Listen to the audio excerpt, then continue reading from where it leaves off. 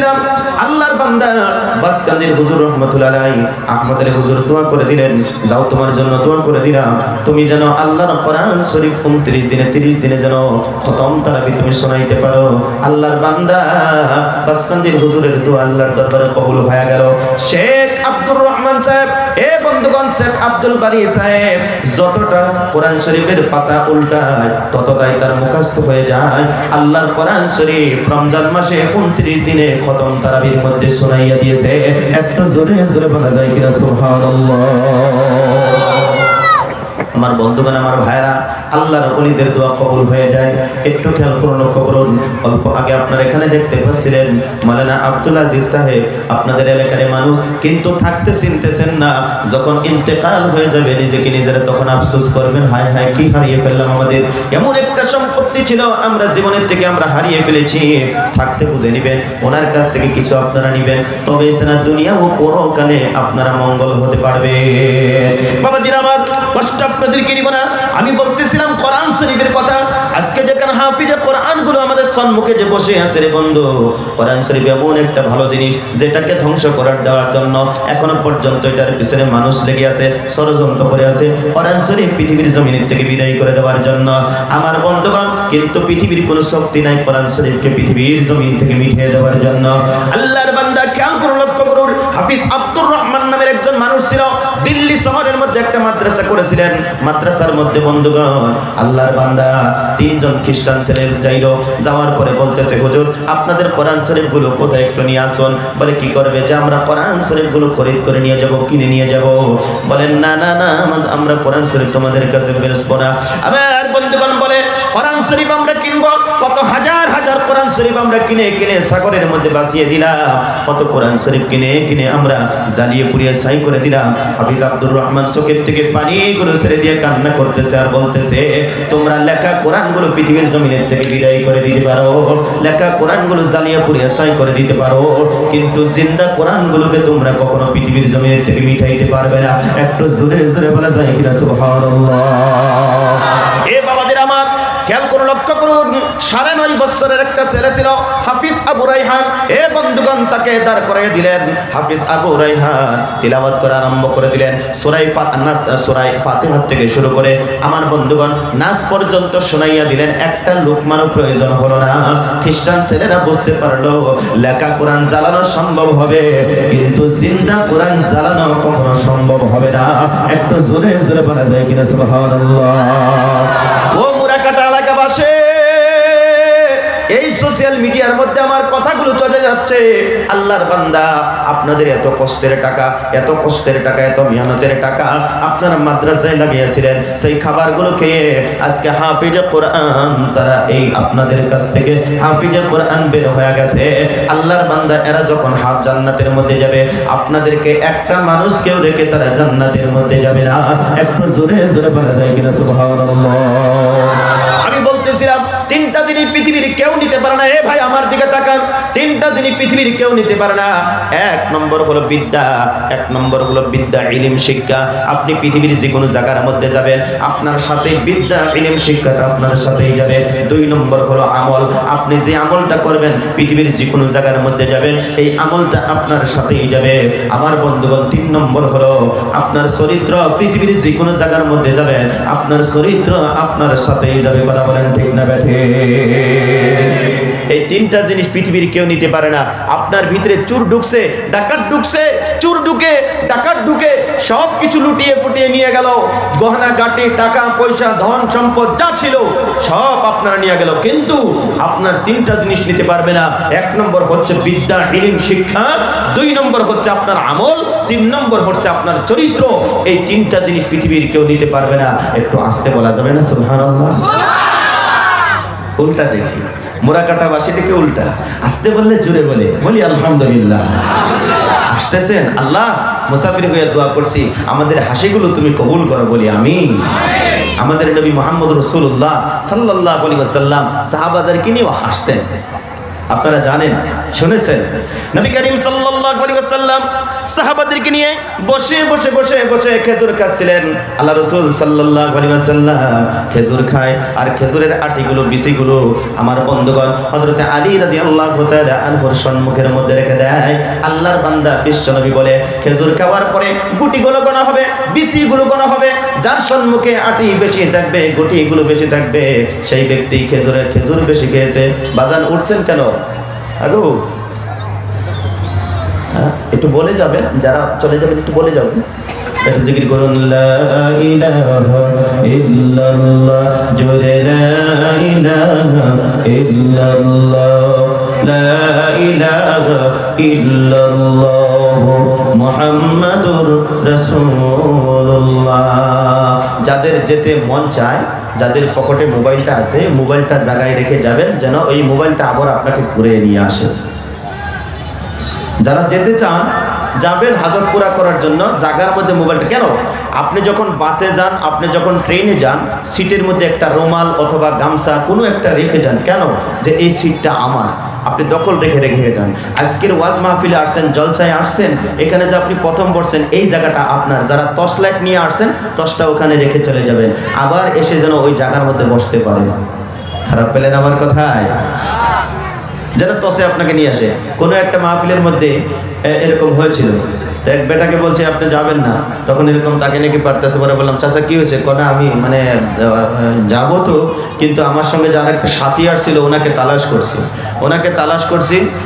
বলছি কেন? আমার টর্চলাইটটা, আপনি যে বলছেন যে টর্চলাইট রেখে দেওয়ার জন্য, আমি টর্চলাইটটা ওনার কাছে রেখে যাব, আমি চলে গেলে আর আসবো না, যার জন্য টর্চলাইটটা ওনার কাছে রেখে দেবো। দেখেন আলিমদের কথা কত সুন্দর করে শুনে আমরা উঠাউঠি করবো না, বলি ইনশাআল্লাহ। আরেকটু জোরে বলি ইনশাআল্লাহ। শয়তান তো জিন্দা, আর এদিকে চতুর্দিকে ফাঁকা। আপনাকে এখান থেকে উঠাইতে পারলে 3টা বিড়ি খাওয়াবে বাইরে নিয়ে, যে ইদ্রিস হুজুর 10 মিনিট 15 মিনিট আধা ঘন্টা বক্তব্য করে ফেলেছে, তুমি এখনো বসে আছো, শোনোনি সুরটুর, শোনোনি, বক্তব্য তো ভালোই করছে, হয়ে গেছে, চলো এখন বাইরে চলো, তোমাকে একটু বিড়ি টিড়ি খাওয়াই দেয়। আপনাকে নিশা লাগায় বাহিরে নিয়ে 3টা বিড়ি খাওয়াইয়া আস্তে করে নিয়ে কম্বলের তলে যদি শোয়াইতে পারে, শয়তানে মুচকি হাসি দিয়ে বলবে তুমি আমার আমি তোমার। ঠিক না ভাই? শয়তানে বলবে আমি তোমার তুমি আমার। কারণ বরপাটা থেকে এত কষ্ট করে ইদ্রিস হুজুর আসছিল, তার বক্তব্য তোমাকে শুনতে দেয়নি, তাহলে তুমি আমার আমি তোমার। আজকে শয়তানকে আমরা সেই সুযোগ দিব না, শহীদ হয়ে যাব, এখান থেকে উঠবো না।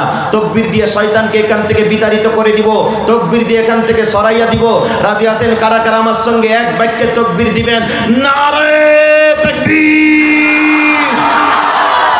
এই রাস্তা পার হয়ে গেছে শয়তানের মুখ কালো হয়ে গেছে, মনে মনে ভাবতেছি রে মায়ের কোথায় আসছি রে, আজকে এখানে যতগুলো মানুষ বসছে সবাই দেখি মুমিন মুত্তাকি ইমানদার হয়ে বসে গেছে। আজকের মাঠে এখান থেকে মানুষকে গাল করা কখনো সম্ভব হবে না। হ্যাঁ, শয়তানের মুখ কালো হয়ে গেছে, আল্লাহ খুশি হয়ে গেছে। সুবহানাল্লাহ বলেন। বাবাজির আমার খেয়াল করুন, লক্ষ্য করুন, আমি বলতেছিলাম 3টা জিনিস পৃথিবীর কেউ নিতে পারে না। 1 নম্বর হলো বিদ্যা, ইলম, শিক্ষা। 2 নম্বর হলো আপনার আমল। 3 নম্বর হলো আপনার চরিত্র। পৃথিবীর কোনো চোর ডাকাত এই 3টা জিনিস নিতে পারবে না। আল্লাহ পাক পরবর্তীকার আলম, আমার বন্ধুগণ, আল্লাহ পাক পরবর্তীকার আলম বিশ্বনবী, আল্লাহ পাক পরবর্তীকার আলম হযরত সুলাইমান আলাইহিস সালামের সম্মুখে 2টা নিয়ামত রেখে দিয়েছিলেন। এই ভাই আমার দিকে তাকান, 2টা নিয়ামত রেখে দিয়েছিলেন। জোরে বলেন কয়টা? 2টা নিয়ামত রেখে দিয়েছিলেন। একটা হলো দুনিয়া, আরেকটা হলো বিদ্যা, ইলম, শিক্ষা। হযরত সুলাইমান আলাইহিস সালামকে আল্লাহ পাক পরবর্তীকার আলম জিজ্ঞাসা করলেন, ও সুলাইমান, তুমি আমার কাছে বিদ্যা চাও, ইলম চাও, শিক্ষা চাও না দুনিয়া চাও? আল্লাহর পয়গম্বর সুলাইমান আলাইহিস সালাম বললেন, হে পরবর্তীকার আলম, তুমি আমাকে বিদ্যা দান করো, ইলম দান করো, শিক্ষা দান করো। বলে কেন? আমি যদি ইলম জানি, আমার কাছে যদি বিদ্যা থাকে, আমার কাছে যদি শিক্ষা থাকে, আমি জান্নাতের বিষয় জানতে পারবো, জাহান্নামের বিষয় জানতে পারবো, ভালো মন্দর বিষয় জানতে পারবো। আল্লাহ তুমি দয়া করে মায়া করে আমাকে ইলম দান করো, শিক্ষা দান করো। আল্লাহ পাক পরবর্তীকার আলম খুশি হয়ে সন্তুষ্ট হয়ে বললেন, তোমাকে তো ইলম দান করবই, সাথে সাথে তামাম গোটা পৃথিবীর বাদশাহী তোমাকে আমি আল্লাহ দান করে দিলাম। যেরকম সুবহানাল্লাহ, ওনাকে বাদশাহী দান করে দিলেন। এ ভাই, এই যে আমরা যে সুবহানাল্লাহ বলতেছি, খেয়াল করুন, লক্ষ্য করুন, হযরত সুলাইমান আলাইহিস সালামকে আল্লাহ তাবারক ওয়া তাআলা একটা মাজাজা দিয়েছিলেন। সেটা হলো তক্তার উপরে উনি যখন সওয়ার হয়ে যখন যাইতেন, একদিন কাবাগরের উপর দিয়ে যাইতেছে, ওটার কোনো স্টারিং ছিল না, কোনো স্টারিং ছিল না। আমরা যেটা গাড়ি চালাই স্টারিং থাকে, তারপরে ক্লাস থাকে, বহুত কিছু কিছু থাকে, কিন্তু ওটার মধ্যে কোনো স্টারিং ছিল না, যেদিকে ইচ্ছা সেদিকে চলতো। সুবহানাল্লাহ বলতেন না? একদিন উনি ওটার মধ্যে সোয়ার হয়ে গেল। সোয়ার হওয়ার পরে উড়ে উড়ে যাচ্ছে, এক ব্যক্তি ওইটার আওয়াজ পেয়ে, শব্দ পেয়ে তখন বলতেছে সুবহানাল্লাহ সুবহানাল্লাহ, সাথে সাথে তখতা জমিনের মধ্যে নামিয়ে দিয়েছে। তখন তো উনি হাক্কা বাক্কা লেগে সিঁড়ি আমার সম্মুখে সুলাইমান আলাইহিস সালাম, উনি মানুষটা ভয় খেয়ে গেছে। ভয় খাওয়ার পরে বলতেছে, এই তুমি ডরায়ও না, ডরের কারণ নাই, তুমি যে সুবহানাল্লাহ বলেছো শুধু আমি শুনি নেই, আল্লাহর আরশে আজিম পর্যন্ত পৌঁছে গিয়েছে। খেয়াল করে লক্ষ্য করুন, আমি আপনাদেরকে বলতেছিলাম শিক্ষা সম্পর্কে। আল্লাহর বান্দা শিক্ষা অর্জন করুন, শিক্ষা অর্জন করলে দুনিয়াতেও লাভ আছে, পরকালেও লাভ আছে। আল্লাহর বান্দা বিশেষ করে মাদ্রাসা শিক্ষা করলে কতটা লাভ একটু খেয়াল করে লক্ষ্য করুন। নবী করিম সাল্লাল্লাহু আলাইহি ওয়াসাল্লাম বলেছে, কোন একজন মাদ্রাসার তালিবে ইলম, কোন একজন ছাত্র, কোন একজন আলিম, আমার বন্ধুগণ, তার জন্য পিপিলিকার থেকে নিয়ে শুরু করে হাতি পর্যন্ত যত মাখলুকাত আছে রে বন্ধু, সমস্ত মাখলুকগুলো সকাল থেকে নিয়ে বিকাল পর্যন্ত তাদের জন্য মাগফিরাতের দোয়া আল্লাহর কাছে করতে থাকে। এই মাদ্রাসার ছাত্রদের জন্য, আলিমদের জন্য সকাল থেকে নিয়ে বিকাল পর্যন্ত পিপিলিকার থেকে শুরু করে হাতি পর্যন্ত যত মাখলুকাত আছে সমস্ত মাখলুকগুলো এদের জন্য মাগফিরাতের জন্য দোয়া করে। কিসের জন্য? কারণ এরা যদি আল্লাহ আল্লাহ আল্লাহ যদি না করে গো, আল্লাহর জমিনটা আল্লাহ ঠিক রাখবে না, একটা জাকি দিয়ে জমিনটা চূর্ণ বিচূর্ণ করে দিবে। এই জমিনের মধ্যে যেদিন আল্লাহ আল্লাহ আল্লাহ कहनेवाला লোক যেদিন থাকবে না, এই দুনিয়ার জমিনটা আল্লাহ পাক রব্বুল আলামিন ঠিক রাখবে না, আমার বন্ধুগণ চূর্ণ বিচূর্ণ করে দিবে। সেই জন্য দাদু ভাইরা আমার, মাখলুকগুলো এদের জন্য, মাদ্রাসার ছাত্রদের জন্য, আলিমদের জন্য মাগফিরাতের দোয়া করতে থাকে। পৃথিবীর কেউ যদি আল্লাহকে যদি না কারেন না ডাকে, একজন আলিম যদি জিন্দা থাকে, আমার বন্ধুগণ সেই আলিমটা আমার আল্লাহকে অবশ্যই ডাকবে। কারণ পৃথিবীর জমিনের মধ্যে যত মানুষ আছে রে বন্ধু, সমস্ত মানুষের মধ্য থেকে যারা বেশি আল্লাহকে ভয় করে, আল্লাহ বলেছে তারাই হলো আলিম, তারাই হলো উলামা। একটু জোরে জোরে বলা যায় কিনা সুবহানাল্লাহ। আর আলিম কোথা থেকে হবে? এই মাদ্রাসার থেকে তৈরি হবে। হাফেজ কোথা থেকে হবে? এই মাদ্রাসার থেকে হবে। আলহামদুলিল্লাহ, আপনাদের এলাকার মধ্যে যে মাদ্রাসাটা হয়েছে, মুসাফির হিসাবে দোয়া করে যায়, আল্লাহ এই মাদ্রাসাকে তুমি কিয়ামত পর্যন্ত কবুল করো বলি আমিন। ভাই চলে যাচ্ছেন? ভাই চলে যাচ্ছেন? কথাও বলে, তোমরা যারা বাইরে পাবজি আর ফ্রি ফায়ার খেলাচ্ছ, দয়া করে সকলে প্যান্ডেলের ভিতরে চলে আসো, নচেত কিন্তু তোমাদের জন্য বদদোয়া হবে। যারা পাবজি আর ফ্রি ফায়ার খেলাইয়া যারা তাবারক খাইবে, তাদের জন্য পাতলা পায়খানা হয়। খারাপ পেলেন ভাই? অনেক ছেলেরা পাবজি খেলায়, ফ্রি ফায়ার খেলায়। আপনাদের এলাকার খেলায় নাকি? আছে? বাহ, আল্লাহ তাদেরকে বোঝার তৌফিক দান করুক, সকলে বলি আমিন। অযথা সময় নষ্ট করছে পাবজি আর ফ্রি ফায়ারের মধ্যে। প্রিয় হাজিরিন, খেয়াল করে লক্ষ্য করুন, আমি আপনাদেরকে কষ্ট দিব না। এই পৃথিবীর জমিনের মধ্যে আল্লাহ পাক রব্বুল আলামিন আশরাফুল মাখলুকাতের ভিতরে আপনি আমাকে এত শ্রেষ্ঠ করে আদর করে মায়া